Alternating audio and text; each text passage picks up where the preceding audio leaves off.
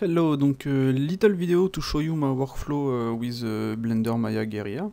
Donc I've made a particle system with curve edit, edit curve.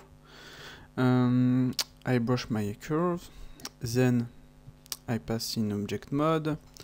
I convert my particle system, my curve, and then I convert them in curve. I export with the Maya Curve add-on. In Maya, I import my curve, my scalp. I select my curve, I tag selection, back geometry, deform, and then I create a new Guerilla project. Then in Guerilla, I open my scene. I have my scalp, my guide, excuse me, my English is very bad. So there are my guide. I create a few procedural. In the few procedural,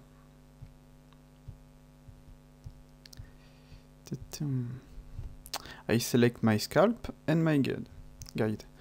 Then geometry mode interpolate guide, and then add density. Okay, simple. I have this kind of random. In the render graph, I add my fur, my shader, my scalp, and the shader for my scalp. In the fur attribute, I added in the clumping a map.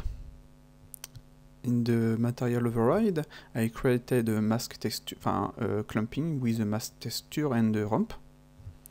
So in my fur, I said to Guerilla, use this texture for tip clumping, middle clumping, and root clumping. Okay, so the result is that, and I have a ratio for the clumping. With very useful, and with the ratio I can tell if I want one clumping or clumping and normal air, fur. Okay. One another thing very interesting in Blender, in Guerilla, is for the guide we have the selection radius. The selection radius will use the curve guide and change the radius, and then our fur will not be clack with linear problem. Okay, so there it is for the clumping. I think in Blender it will be very useful to have this kind of setup, because as you can see, I can make what I want in the with the fur. It's very great, and all I have to do is make my paint and use this paint for the clump and have this kind of result. So the better will be, I think, to have the possibility to use vertex painting, for example, and maybe export this vertex painting in map if we want work in other software like Guerilla or Maya, etc. They use maps, so why not make this possible? Okay, well, sorry for my English, and I hope you like this video, and you can try Guerilla. It's free for personal and commercial use, so don't hesitate, because for me in Blender the result, we don't have all these parameters. Orientation, polar. For the clump, I forgot to tell you we have the clumping mode. So I added I use fiber. I can use guide. For example, in the render, if I use a guide, as you can see, the result is different. And I can use none. A fiber. With the fiber, I can change the density. Donc the density, if I put 7, for example, as you can see, the the clumping will be more little. I will make a little render for this. As you can see, the clumping before, after, and it's really great. We can also tell Guerilla to clump tip, middle, and root. It's like in Blender with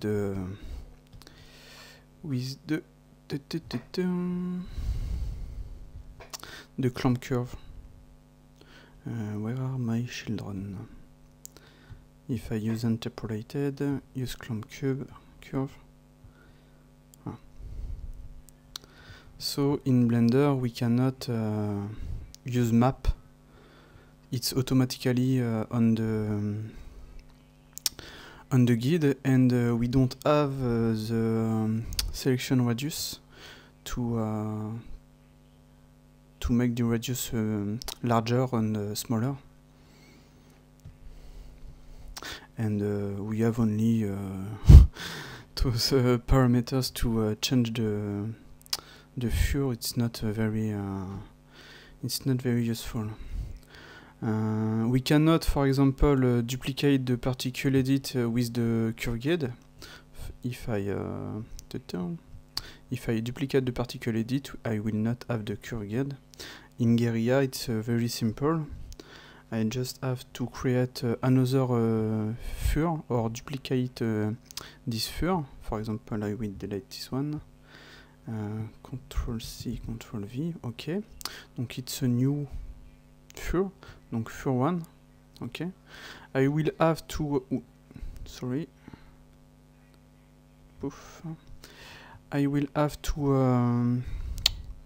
reselection the scalp and the guide, and then put this fur in the render graph.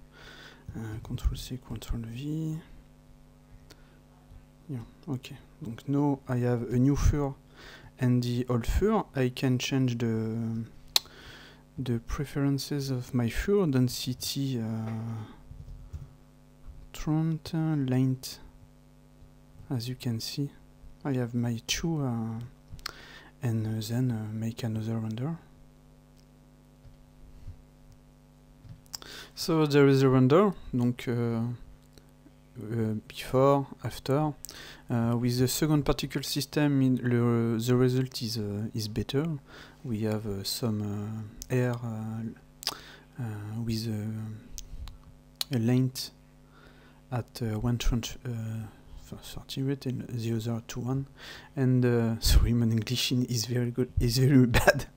Okay, so it's easy, as you can see, to duplicate a fur and use the new fur, use the guide too, and the result is better.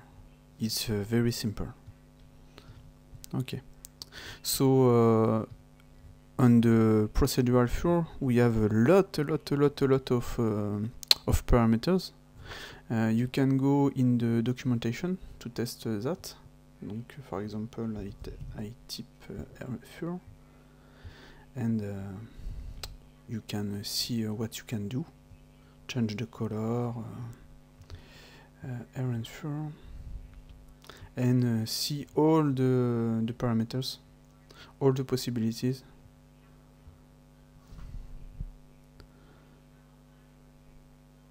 It's really great. Guerilla Dev make really great work, and we love all of this. We can do whatever we want. I think it's even better than Yeti because we have a lot of more possibilities. And the workflow with Blender is better than Yeti for me because I have I can tweak my my curve as I want. I can rebuild my curve, as you can see. I can do whatever I want, and then I export this in Maya and then in Guerilla. So the best will be to have the possibility to do this directly in Blender, but right now we cannot. So I use Guerilla because for me it's the best. And so as you can see, I have a lot. We can replicate curve, generate fur, change the density noise. If you want some part without, we can add a density map. We can change the width of the fur. We can use a map for these two. Change the length, made a noise for the length, for example. If I go here, the noise, as you can see, can change the length with two. We can add curvature on the curve for the root, for the tip. We cannot see this because of the clamping, I think. We can change the orientation. Same is very useful. We can change the inclination.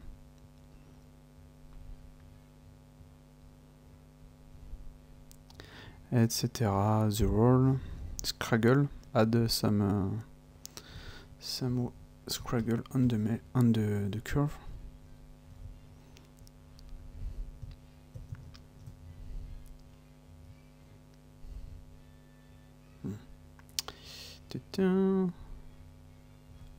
I made on the second fur layer.